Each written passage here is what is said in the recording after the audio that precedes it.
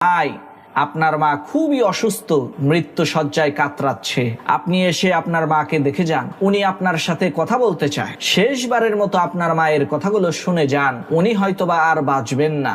বৃদ্ধাশ্রম থেকে পাঠানো এই খবর শুনে সেই লোকটা বৃদ্ধাশ্রমের হসপিটালে থাকা তার মায়ের পাশে যেয়ে বসে তার মাকে ডাক দিল। তখন তার বৃদ্ধ মা তাকে বলতে শুরু করলো, বাবা, তুমি এই বৃদ্ধাশ্রমের জানালার কাজগুলো মেরামত করে দিও, কারণ রাতের বেলায় এই জানালা দিয়ে অনেক ঠান্ডা বাতাস আসে, যার কারণে বৃদ্ধাশ্রমে থাকা সমস্ত লোকদের অনেক কষ্ট হয়। আর এই বৃদ্ধাশ্রমের মধ্যে তুমি ঠান্ডা পানির ব্যবস্থা করো, কারণ গরমের দিনে বৃদ্ধাশ্রমের মধ্যে ঠান্ডা পানি পাওয়া যায় না, আর গরম পানি খেলে তো গলার পিপাসাও মেটে না। আর বাবা, এই বৃদ্ধাশ্রমের খাবারের রেসিপিটা তুমি ঠিক করে দিও, কারণ খাবারের মান এতটাই নিম্নমানের যে আমি দিনের পর দিন না খেয়ে থেকেছি। লোকটা তার মায়ের এই কথা শুনে বলতে লাগলো, মা, এর আগেও তো আমি অনেকবার তোমাকে দেখার জন্য এই বৃদ্ধাশ্রমে